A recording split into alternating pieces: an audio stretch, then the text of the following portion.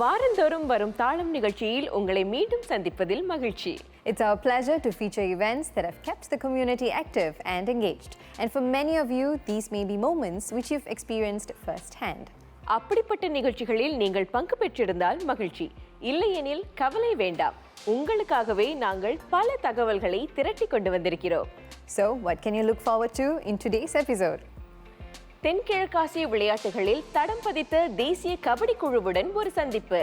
A coming together in observance of the World Meditation Day. புத்தாண்டை புத்துணர்ச்சியுடன் வரவேற்ற ஓட்ட நிகழ்ச்சி. There is a diverse lineup of stories indeed. நிச்சயமாக பலதரப்பட்ட நிகழ்ச்சிகள் ஒரு குரலாக, ஒரு சமூகமாக நம்மை ஒன்றிணைக்கின்றன. Join us as we take you through it all. வணக்கம் வணக்கம் வணக்கம். இது தாளம் இந்தியன் பீட்.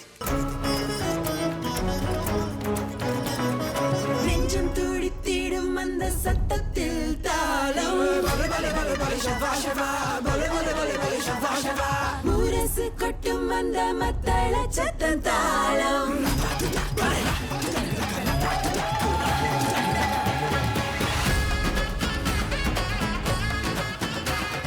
நெஞ்சம் துடித்திடும் அந்த சத்தத்தில் தாளம் முரசு கொட்டும் அந்த மத்தள சத்தம் தாளம்.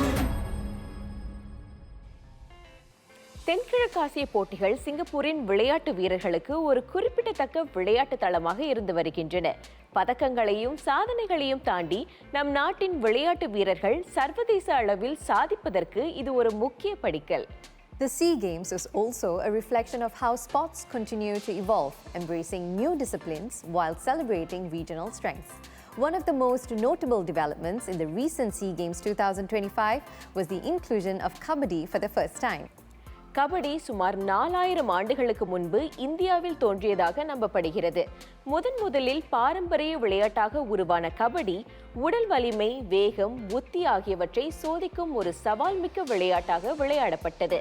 காலப்போக்கில் அதிகாரப்பூர்வ போட்டி விளையாட்டாக வளர்ந்து வந்துள்ள இன்றைய கபடியில் வீரர்கள் தங்கள் திறமையை மட்டுமல்லாமல் அறிவு கூர்மையையும் மன உறுதியையும் சார்ந்திருக்கிறார்கள். Kabaddi has evolved into a highly structured competitive discipline. Today, it is played under formal rules with trained athletes, tactical planning, and international tournaments which demand peak fitness and teamwork. தென்கிழக்காசிய விளையாட்டுகளில் கபடி சேர்க்கப்படுவது பாரம்பரிய விளையாட்டுகள் நவீன போட்டிகளில் வெற்றிகரமாக இடம்பெற முடியும் என்பதை பிரதிபலிக்கிறது. கபடி வீரர்களுக்கு தங்கள் நாட்டை பிரதிநிதிப்பதற்கான வாய்ப்பையும் வழங்குகிறது. And recently, we caught up with a team that stepped onto this new stage and brought pride to the nation through their performance. Let's hear it from them. தென்கிழக்காசிய kabaddi போட்டியை பொறுத்த வரைக்கும் மொத்தம் 3 பிரிவுகள் இருக்குது. Standard style, super 5, 3 star. இந்த 3 பிரிவுகள்லையும் ஆண்கள் மற்றும் பெண்கள் அணியினர் வெண்கல பதக்கத்தை வென்றிருக்கீங்க. சிங்கப்பூர் பதக்கப்பட்டியலுக்கு மொத்தம் 6 வெண்கல பதக்கத்தை நீங்க சேர்த்திருக்கீங்க. உங்களுக்கு என்னுடைய மனமார்ந்த பாராட்டுகள். நன்றி. சரி, இந்த வெற்றியை பத்தி நீங்க எப்படி உணர்றீங்க?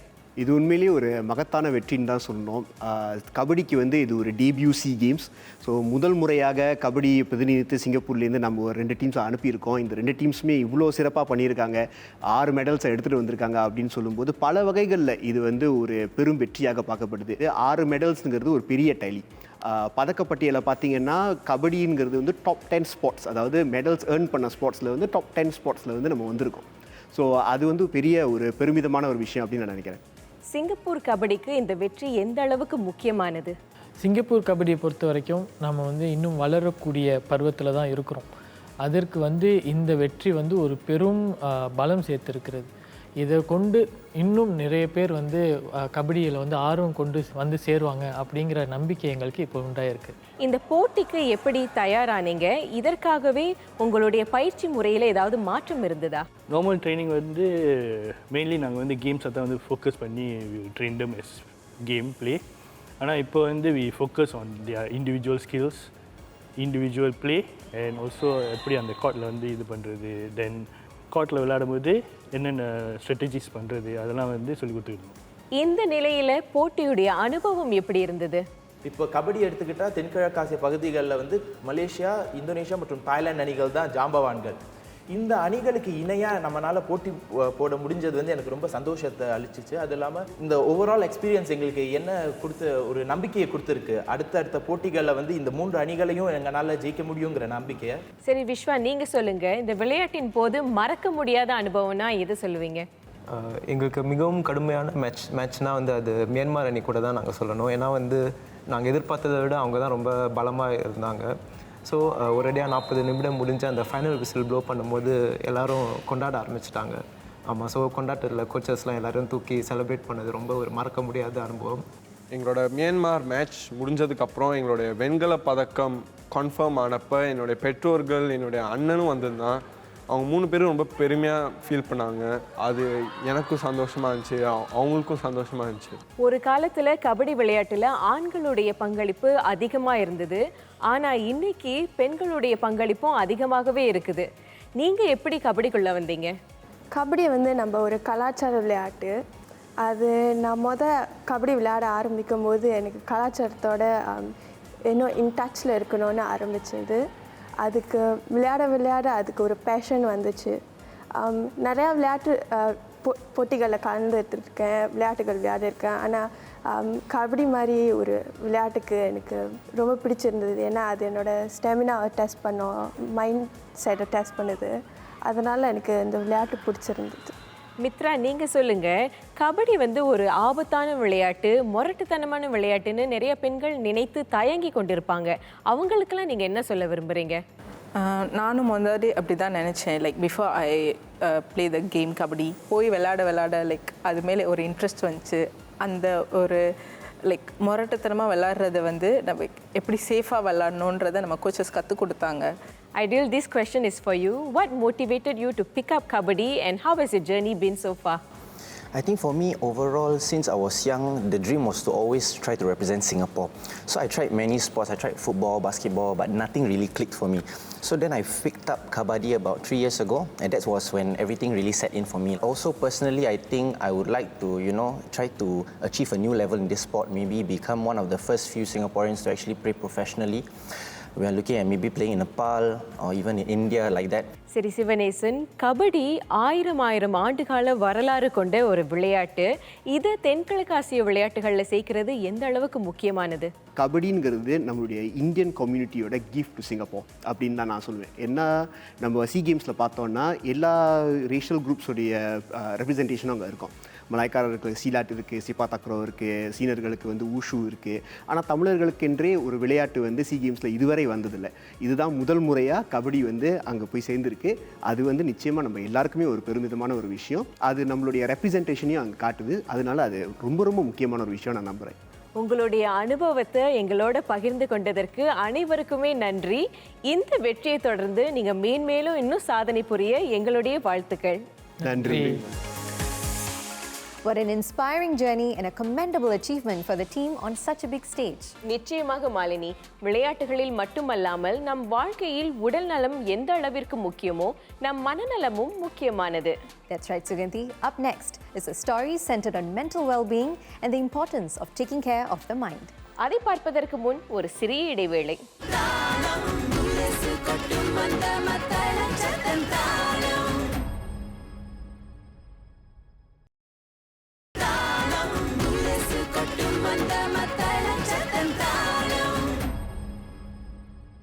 இடைவேளைக்கு பிறகு மீண்டும் இணைகிறோம். You're watching Thalam Indian Beat. இன்றைய அதிவேகமான உலகில் தனிநபர்கள் அனுபவிக்கும் மன அழுத்தம் வேலை மற்றும் அன்றாட பொறுப்புகளுக்கு அப்பாற்பட்டவை. நம்மில் பலர் தொடர்ந்து பல எதிர்பார்ப்புகளை பூர்த்தி செய்ய பாடுபடுகிறோம். நாளுக்கு நாள் மாறி வரும் சூழலுக்கு ஏற்ப மாறி நம் அன்புக்குரியவர்களுக்கு ஆதரவளிக்க முயற்சி செய்கிறோம். Whether it's at the workplace, within the family, or in our social lives, people are expected to perform, stay connected, and keep up with growing demands. Along the way, there's also the unspoken pressure to remain balanced, productive, and emotionally strong. இவ்வாறு அதிகரித்து வரும் எதிர்பார்ப்புகளால் மன உளைச்சல் பெரும்பாலும் அன்றாட வாழ்க்கையின் ஒரு பகுதியாக மாறிவிடுகிறது. உடலுக்கும் மனதுக்கும் ஓய்வளிப்பது அரிதாகிறது. எனவே உணர்ச்சிகளை நிர்வகித்து ஆரோக்கியமான முறையில் மனநலனை பராமரிப்பது மிக முக்கியம். That brings us to our next story, where people came together to pause, reflect, and reconnect with themselves through a meaningful initiative. The World Meditation Day was first declared in 2024 by the United Nations under its broader sustainability goals, which focus on promoting healthy lifestyles and well-being for people of all ages. Observed worldwide, this day encourages reflection on mental and emotional health. In Singapore, the occasion was marked through a combined meditation and networking session organized by Heartfulness Singapore. Heartfulness is a global organization which is present in more than 160 countries and having a presence physically in these countries, including Singapore being one of them. And the essence of Heartfulness is to teach people how to relax and meditate and bring about inner transformation by connecting with their heart. Attendees were also treated to a live Indian classical music performance featuring a flute and tabla fusion. Aligned with the theme of mindfulness, the performance offered a moment of calm and reflection, bringing members of the community together through the soothing power of music. Music is just like everything else, whether it's culinary arts, whether it's visual art, or it's acting, or anything that helps us dive inwards and connect with ourselves, provides a platform for us to express ourselves and maybe touch 1-2 other people, help us find meaning in the journey that we are in. And that is also meditation in its own way. Another art form featured during the event was sand art, which offered a visual form of storytelling to complement the theme of mindfulness. Through its gentle movements and evolving imagery, the art form presented an alternative way of cultivating calm and reflection among those present. Sand art per se essentially is a very sensual and very soft performative art. So for visual impact, it's very flowy. And because of that slow flow, it helps people, even myself, when I'm actually practicing or rehearsing, we calm down ourselves and then we just make movements out of our hands as we draw. For participants, the session served as a reminder that just as physical fitness helps one cope with life's demands, mental well-being deserves equal attention. I will meditate a little, have relaxation so I can have a healthy life. Overall, the event highlighted the importance of creating spaces for observing stillness, silence, and meaningful connection in today's busy world. By bringing people together in a shared environment of calm and reflection, initiatives like these reinforce the idea that mental well-being is not just a personal pursuit, but a collective responsibility that strengthens our community as a whole. மனநலனை கவனித்துக் கொள்வது எவ்வளவு முக்கியம் என்பதற்கான அர்த்தமுள்ள நினைவூட்டலாக அமைந்தது அந்த நிகழ்ச்சி. Indeed. And next, we shift gears with a fun and energetic year-end community run that brought people together in the spirit of fitness. ஓட்டப்பந்தய ஆர்வலர்களால் தொடங்கப்பட்ட ஒரு பிரபல குழு ஏற்பாடு செய்த அந்த நிகழ்ச்சி ஒரு சிறிய இடைவேளைக்கு பிறகு.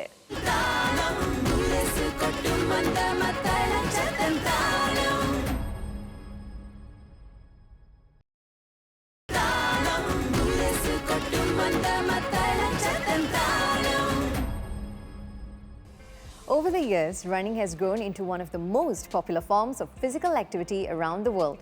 What once started as a basic form of exercise has now evolved into a shared communal experience. உண்மைதான் மாலினி. வயது, அனுபவம் ஆகியவற்றை பொருட்படுத்தாமல் அனைவரும் கலந்து கொள்ளக்கூடிய நிகழ்வுகளாக ஓட்ட நிகழ்ச்சிகள் திகழ்கின்றன. ஆண்டு முழுவதும் ஏற்பாடு செய்யப்படும் இந்நிகழ்ச்சிகள் சிங்கப்பூரில் மிகவும் பிரபலமடைந்துள்ளன. Beyond physical fitness, these runs often serve a bigger purpose. Many are organized to encourage healthy lifestyles, create awareness, or simply provide a platform for people to stay active in a supportive environment. தனிப்பட்ட உடற்பயிற்சிகளை போலில்லாமல் இத்தகைய ஒருங்கிணைக்கப்பட்ட ஓட்டங்கள் பங்கேற்பாளர்களிடையே மேலும் உற்சாகத்தை ஏற்படுத்துகின்றன. மக்கள் ஒன்றாக ஓடும்போது அவர்கள் இன்னும் சிறப்பாக செய்வதற்கு உந்தப்படுகிறார்கள். அவர்களை சுற்றியுள்ளவர்களாலும் ஊக்குவிக்கப்படுகிறார்கள். Friends, families, and even colleagues take part together, turning a fitness activity into a shared moment. It becomes less about speed or distance and more about participation and enjoyment. அண்மையில் நம் சமூகத்தை ஒன்றிணைத்த ஒரு ஓட்ட நிகழ்ச்சியை பற்றி தான் நாம் அடுத்து பார்க்க போகிறோம். Here's the story. 3, 2, 1 and blast off! தாறுமாறு ரன்னர்ஸ் குழுவினர் அண்மையில் ஏற்பாடு செய்த இந்த ஆண்டிறுதி ஓட்ட நிகழ்ச்சி உடற்பயிற்சி ஆர்வலர்களை ஒன்று திரட்டி 2025ஆம் ஆண்டை சுறுசுறுப்பாக நிறைவு செய்தது. ஆரோக்கியமான வாழ்க்கை முறையை ஊக்குவிப்பதில் பெயர் பெற்ற இந்த குழு இம்முறை இந்த நிகழ்ச்சிக்கு 2 பிரிவுகளை சேர்த்துள்ளது. 21 கிலோமீட்டர் தொடர் ஓட்டம் மற்றும் 5 கிலோமீட்டர் குதூகல மெதுநடை. வயது, அனுபவம் என்ற எந்த தடையுமின்றி அனைவரையும் ஒரு சமூகமாக ஒன்று திரட்டி உடற்பயிற்சியில் ஈடுபடுத்த வேண்டும் என்பதே நிகழ்ச்சியின் இலக்கு. This will be a good start for them. Okay, வருஷம் பிறக்க போகுது, இத்தனை இந்தியர்கள் வந்து உடற்பயிற்சி செய்கிறாங்க, நம்மளும் செய்யலாமே, அப்படி ஒரு நோக்கம் அவங்களுக்கு வர்றதுக்காக நம்ம இந்த நிகழ்ச்சியை செய்கிறோம். நம்ம சிங்கப்பூர் இந்தியர்கள் ஏதாவது செய்யணும், ஒரு உடற்பயிற்சி. நம்ம உடல் வந்து நம்மளுக்கு டெம்பிள் மாதிரி. ஸோ நம்ம உடலை நம்ம தான் பாதுகாக்கணும். ஸோ ஏதாவது உங்களுக்கு வந்து பெர்ஸ்பயர் பண்ணுற அளவுக்கு ஏதாவது செய்யணுன்னா நீங்கள் தாராளமாக செய்யலாம். ஓட்டத்தையும் தாண்டி பங்கேற்பாளர்கள் புஷ்அப்ஸ், பிளாங்க்ஸ், பேட்டில் ரோப்ஸ் போன்ற பலதரப்பட்ட உடற்பயிற்சி சவால்களில் களமிறங்கினர். குழந்தைகளுக்கான ஓர் உடற்பயிற்சி கூடமும் அமைக்கப்பட்டிருந்தது. சிறுவர் முதல் முதியவர் வரை அனைவருக்குமான நடவடிக்கைகள் ஏற்பாடு செய்யப்பட்டன. நிகழ்ச்சிக்கு வந்திருந்த 200க்கும் மேற்பட்ட பங்கேற்பாளர்கள் பெரும்பாலோர் தமது குடும்ப உறுப்பினர்களோடு கலந்து கொண்டனர். ஆரோக்கியமான வாழ்க்கை முறைக்கு முக்கியத்துவம் தருவதோடு மட்டுமல்லாமல் இதுபோன்ற நிகழ்ச்சிகள் குடும்ப பிணைப்பையும் மேம்படுத்துகின்றன. இன்றைக்கி நான் என் ஃபேமிலி கூட வந்திருக்கேன். என் ஒய்ஃப் அண்ட் சன் வந்திருக்காங்க. இது எனக்கு 2வது ஆண்டாக நான் இது கலந்துக்கிறேன் இந்த இவெண்ட்ஸில். இங்கே வந்து இந்த வருஷ கடைசியில் வந்து இது மாதிரி நம்ம கலந்துக்கிறதுல ரொம்ப ஒரு நைஸ் எக்ஸ்பீரியன்ஸாக இருக்குங்க. ஃபேமிலி பாண்டிங் கண்டிப்பாக இருக்கும். ஃபேமிலிஸ் எஸ்பெஷலி ஹஸ்பண்ட், ஒய்ஃப், அப்புறம் பிரதர்ஸ், சிஸ்டர்ஸ் அவங்களாம் வருவாங்க. அப்புறம் பிள்ளைங்களோட வருவாங்க. அது இன்னும் மோட்டிவேஷனாக இருக்கணும். அவங்களுக்கும் ஹெல்த்தி லைஃப் ஸ்டைல் சொல்லி கொடுக்குற மாதிரி இருக்கும். யங்லேயே ஆரம்பிக்கிறது நல்லது. இன்றைக்கி வந்து நான் ஆக்சுவலி என்னோடய சனுக்காக தான் நான் சப்போர்ட் பண்ணுறதுக்கு வந்திருக்கேன். அட் த சேம் டைம் இது ஒரு ஃபேமிலி ஈவெண்ட். ஸோ நிறைய பேர் நம்ம பார்க்கலாம், பழகலாம். So running is also not about health, it's also about knowing each other, about bonding. இது போன்ற நிகழ்வுகள் உடற்பயிற்சியையும் விளையாட்டையும் இன்னும் தீவிரமாக மேற்கொள்ள பலருக்கு உத்வேகத்தை அளிக்கின்றன. இதற்கு ஒரு மிகச்சிறந்த உதாரணம் திருமதி சாந்தி. தாறுமாறு ரன்னர்ஸ் குழுவின் நிகழ்ச்சிகளில் சேர்வதற்கு முன்பு ஓடுவதில் எந்த ஒரு பின்னணியும் இல்லை. 3 ஆண்டுகள் கழித்து 2025இல் இவர் 3 முழு மேரத்தான்களை முடித்தார். சமீபத்தில் வந்து என்னோட ஃபர்ஸ்ட் 42 மேரத்தான் வந்து கோல்ட் கோஸ்ட்டில் நான் செஞ்சேன். ஓகே, ரொம்ப இன்ட்ரெஸ்டிங் டைமிங்கில் இருந்துச்சு. ஓகே, இன்னும் நல்லா செய்யணும்னு சொல்லிவிட்டு பெங்களூர் மேரத்தானில் போய் கலந்துக்கிட்டேன். அதுலேருந்து போடியம் எனக்கு கிடச்சிது என் ஏஜ் கேட்டகரியில். போன வாரம் தான் தைப்பேக்கு போயிட்டு வந்தேன். அதில் 42 செஞ்சேன். அதுலேயும் என் சாட்டிஸ்ஃபேக்ஷன் படி எனக்கு டைமிங்கில் முடிஞ்சுது. தாறுமாறு ஜாயின் பண்ணுறதுக்கு முன்னாடி எனக்கு ரன்னிங் பேக்ரவுண்ட் கிடையாது. எக்ஸ்பெஷல் ஸ்கூல் டேஸ்லேருந்து ரன்னிங் பேக்ரவுண்ட் இருந்துச்சு. தாறுமாருக்கு ஜாயின் பண்ண பிறகு அவங்களோட இன்ஸ்பிரேஷன் நிறையா family members like brothers, sisters மாதிரி நாங்கள் பழகணும். ஓகே, அதுலேருந்து அந்த இன்ட்ரெஸ்ட் எனக்கு வந்துச்சு. நிகழ்ச்சியில் பங்கு பெற்ற பலருக்கு இதுபோன்ற நிகழ்வுகளில் கலந்து கொள்வது அவர்களுடைய முதல் முறை. ஓடுவதில் ஆர்வத்தை தூண்டியதோடு மட்டுமல்லாமல் எதிர்காலத்தில் இதுபோன்ற நிகழ்ச்சிகளில் தொடர்ந்து பங்கு பெறுவதற்கான உந்துதலையும் இந்த ஓட்டம் அவர்களுக்கு வழங்கியது. இதுதான் ஃபர்ஸ்ட் டைம் தாறுமாறு ரன்னர்ஸோட ஈவெண்ட்டில் பங்கெடுக்கிறது. நான் 5km ரன்னில் தான் பங்கெடுத்தேன். எக்ஸ்பீரியன்ஸ் ரொம்ப நல்லா இருந்துச்சு. ரொம்ப நாள் கழித்து ஓடுறதுனால okay, it was a good experience. தொடர் ஓட்டத்தில் கலந்து கொள்ள பல ஓட்டக்குழுக்கள் வரவழைக்கப்பட்டன. ஓட்டத்தின் மீதான பற்றின் மூலம் அனைத்து இன மக்களையும் ஒன்றிணைக்கும் ஒரு பொதுவான தளமாக உடற்பயிற்சி எவ்வாறு செயல்பட முடியும் என்பதை இந்த நிகழ்வு பிரதிபலித்தது. Everybody's friendly, everybody knows everybody else, and it's kind of very homely atmosphere. It's not so crowded like those major races. So it's not competitive as well. So it's very welcoming. Everybody had fun. This one involves more people. When it's competitive, you only get people who are really serious to come and run. But this is like anyone can take part. It's like anyone, even if you walk or if you walk or if you run really fast, everyone is involved and having fun. So I think it's really meaningful. புத்தாண்டிற்கான இலக்குகளை பற்றி சிந்திக்கும் போது உடலையும் மனதையும் பராமரிப்பது பலருடைய பட்டியல்களில் முதன்மையாகவே உள்ளது.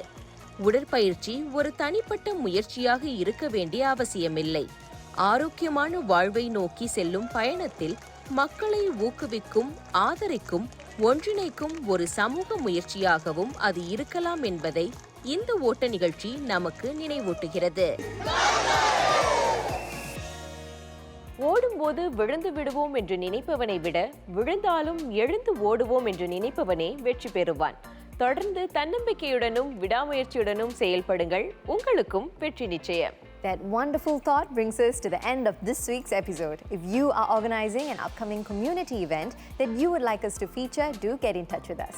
மீண்டும் அடுத்த வாரம் சந்திக்கும் வரை விடை பெற்றுக் கொள்வது மாலினி, Suganthi. This is தாளம் Indian Beat. நெஞ்சம் துடித்திடும் அந்த சத்தத்தில் தாளம் முரசு கொட்டும் அந்த மத்தள சத்தம் தாளம்